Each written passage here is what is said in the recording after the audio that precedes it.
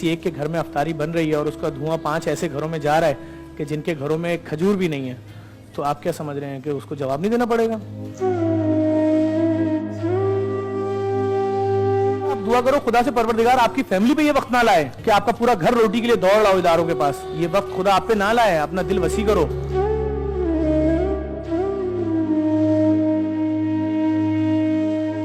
अभी भी मैं आपके यहाँ आ रहा था तो मुझे यहाँ रास्ते में फ़ोन आया कि लांडी में किसी शख्स को नौकरी से निकाला गया था, तो वो परेशान अपने घर आया और हार्ट अटैक से मर गया। उसके 5 छोटे बच्चे हैं, तो मैं यहाँ से अब उसके घर जाऊँगा। तो ये तमाम चीज़ें हैं, मुश्किलात, तो लोग तो परेशान हैं। सफर भाई, ये ऐसे पहुँच जाते हैं, ये कैसे चीज़ें कैसे बर्दाश्त कर लेते हैं? इतना जिगरा कहाँ से आ जाता है? लाजिम बात है, वो जो कोई भी औरत बेवा हुई होगी वो हमारी बहन तो है, बहन है, हमारी माँ है। वो कल तक अपने बच्चों को अपने शौहर के साथ मिलकर खाना नहीं खिला पा रही थी, आज मोहल्ले वालों से, रिश्तेदारों से उधार लेके अपने शौहर को दफनाया होगा।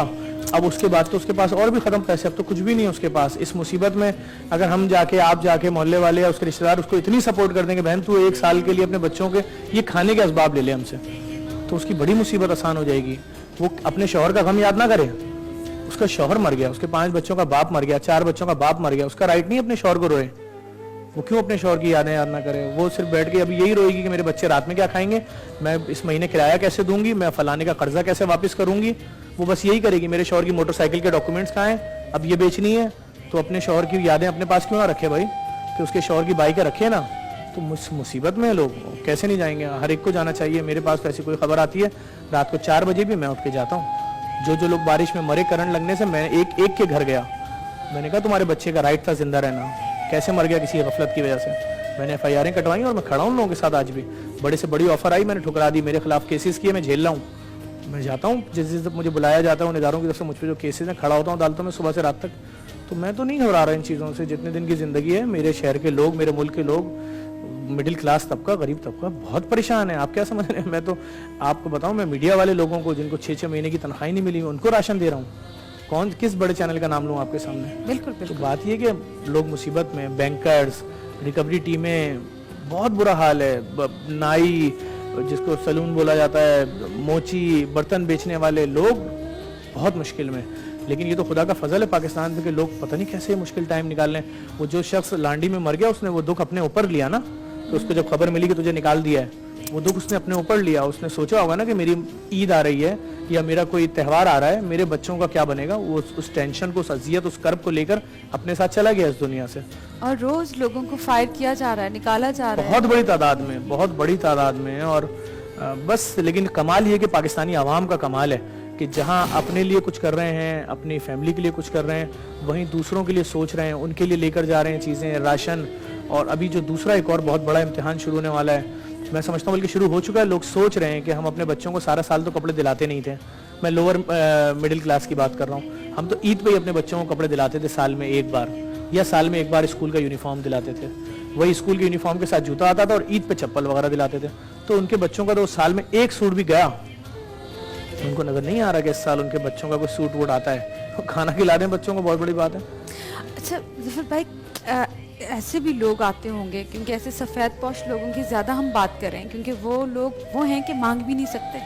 अब जैसे मैं अपनी मिसाल ले लूँ या अपनी फैमिली की मिसाल लूँ कि अगर मेरे पास यहाँ काम नहीं है तो जाहिर है मुझे भी ज़रूरत होगी एक चीज़ की, तो वो लोग कैसे आते हैं, कैसे आपसे बात कर पाते हैं, कैसे लेते हैं? हमारे पास फ़ोन आ रहा है बेतहाशा लोगों का, हमारी सारी लाइनें ब्लॉक हुई हुई हैं, 24 घंटे फ़ोन आ रहा है उनके ऊपर, हमारे पर्सनल मोबाइल नंबर इन पे फ़ोन आ रहा है। तो हमारे पास स्टाफ बैठा हुआ है, उनके एड्रेसेस लिख रहा है। फूड पांडा के राइडर्स हैं, रेंट राइड की गाड़ियां हैं, रात के अंधेरों में सबके घरों पे जा रही हैं। बहुत अच्छा काम किया। जो खास तौर पे ये राइडर थे, ये सब लोग घर पे बैठ के थे, ये भी एक नेकी है। सबको तनख्वाहों पे रखा हुआ है। और जिस तरह हमारे दस्तरखान चल रहे हैं, जौहर चौरंगी, नुमाइश चौरंगी, इसके अलावा एक्सपो सेंटर में जितने कोरोना के मरीज हैं उनके लिए जो खाना जा रहा है वो सब JDC के दस्तरखान एक्सपो सेंटर के अंदर लगा हुआ है। तीनों टाइम उन लोगों के लिए खाना बन रहा है। और अगर कुछ मरीज रोज़ा रख रहे हैं, 400-500 मरीज, तो उनके लिए सहरी अफ्तारी तैयार हो रही है। तमाम चीज़ें डिस्पोजेबल बर्तनों में हैं, उनके लिए मीठे का इंतजाम है, जूसेस का है, यखनी का है। तो ये सारे ऑपरेशन अलग हैं। इसे सखर का करंतना सेंटर जो, उसको हमने बहुत अच्छे तरीके से मैनेज किया है। वहाँ पर जब लोग मुश्तिल हो रहे थे, उनको खाना पीना और चीज़ें, इलेक्ट्रिक कैटल, तमाम चीज़ें देके उनको सेट किया है ताकि वो इस मुश्किल घड़ी को जैसे तैसे गुजार सकें। और इस वक्त भी हम मुख्तलिफ इलाकों में भी अफ्तार के कैंप लगा रहे हैं اور وہاں پر بہترین قسم کی افطاری بنا کے لوگوں کے گھروں پہ دے رہے ہیں. کل ہم نے ملیر میں لگایا ہوا تھا, اس میں ہم نے آنسو گوٹ کور کیا ہے, اس میں بکرا پیڑی کور کیا ہے, اس کے اندر ہم نے بہت سارے علاقے کور کیے ہیں, اور اس میں ہم نے وہاں پر دیسی مرغی کی بریانی بنائی, اس کئی 100 دیگیں تھیں. اس کے علاوہ ہم نے وہاں پر چکن ٹکا بنایا, اس کے علاوہ ہم نے وہاں پر کولڈ ڈرنک کے کین دیے, کولڈ ڈرنک کی 1.5 لیٹر کی بوتلیں تھیں, اس میں تربوز اور دیگر پھل تھے, اور پھینی دی سحری کے لیے, اور ان لوگوں کو دی جو پچھلے سالوں تک یہ خود اپنے پیسوں سے خرید کے کھاتے تھے. آج ان کے دسترخوان پہ چیزیں ہی نہیں ہیں.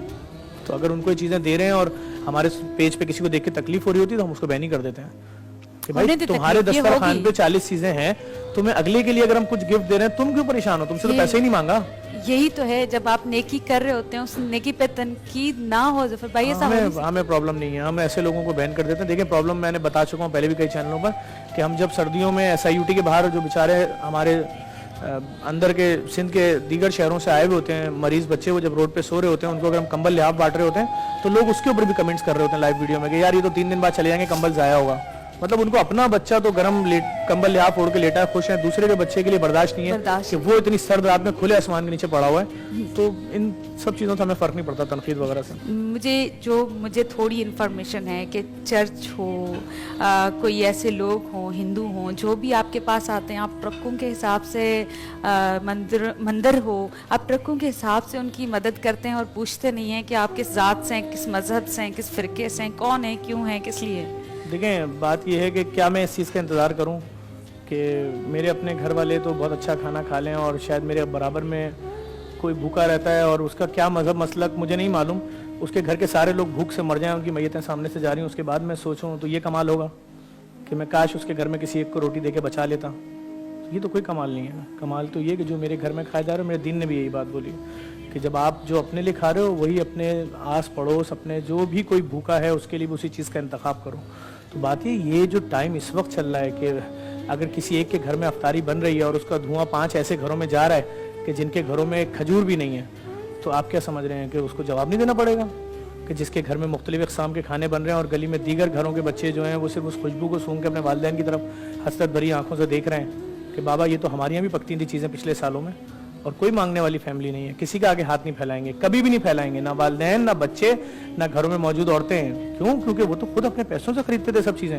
اب چونکہ 2 مہینے ہونے والے ہیں, ان کے پاس کچھ بھی نہیں بچا ہے, جو کچھ جمع پونجی تھی بیچ دی. کیوں بیچ رہا ہے بندہ سرجانی ٹاؤن یوسف گوٹ میں اپنی پتیلی, اپنے برتن, اپنے گھر کا کولر؟ کس کو نہیں معلوم؟ آپ خاتون ہیں, آپ اپنے گھر کی اگر پتیلی یا برتن خریدنے جاتی ہوں گی تو آپ کے دماغ میں 1000 چیزیں ہوتی ہوں گی کہ اس پتیلی کا سائز بڑا ہونا چاہیے, میرے گھر میں میرے ماں باپ ہیں, میرا شوہر ہے, میرا بھائی ہے, میرے بچے ہیں, تو سب کو ملا کے 10 لوگ ہیں, 10 لوگوں کا کھانا, شاید یہ پتیلی چھوٹی ہے, مجھے اس سے بڑی لینی چاہیے. یعنی ایک پتیلی کی خریداری میں بھی سارے رشتے آ رہے ہیں آنکھوں کے سامنے, سارے رشتے آپ کیسے آپ وہ پتیلی بیچ سکتی ہیں؟ اور وہ بھی اس لیے کہ ایک وقت کا کھانا آ جائے.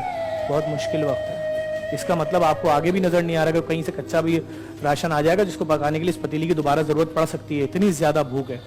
تو یہ بہت مشکل صورتحال ہے. میں تو مر گیا ان لوگوں کے گھروں میں جا کے جو اپنے برتن بیچ رہے ہیں. بہت مشکل صورتحال ہے.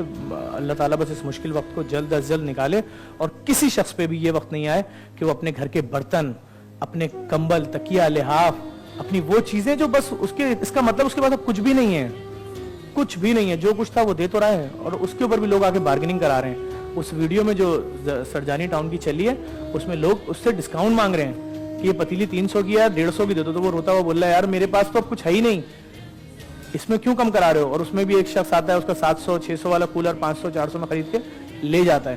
تو خدا پروردگار یہ وقت کسی پہ بھی نہ لائے, کسی باپ بھائی پہ کہ اپنے گھر کے برتن, کپ, گلاس, پتیلی, کولر یہ بیچے. پھر جب میں اس کے گھر گیا ہوں, یقین جانیے اس کے پورے کچن میں ایک برتن نہیں تھا, اس کے گھر میں کوئی پلنگ نہیں تھا, اس کے گھر میں کوئی بستر نہیں تھا, خالی ایک فرش تھا. آپ سوچیں نا, کوئی بہن کوئی بھائی کی بات کیسے سہے گا کہ اس کی بہن شادی ہو کے جس گھر میں گئی ہے وہاں کھانا ہی نہیں ہے, 1 دن نہیں ہے, 2 دن نہیں ہے, 4 دن نہیں ہے, 5 دن نہیں ہے, 2 مہینے نہیں ہے. وہ لے جائے گا نا اپنی بہن کو اپنے گھر, بھلے اس کا بہنوئی جتنا اچھا ہو. اب وہ بیچارہ بہنوئی کیا کرے, کس کے آگے ہاتھ پھیلائے؟ وہ سفید پوشی کا بھرم ہے اس کا, اس نے پوری زندگی محنت مزدوری کی.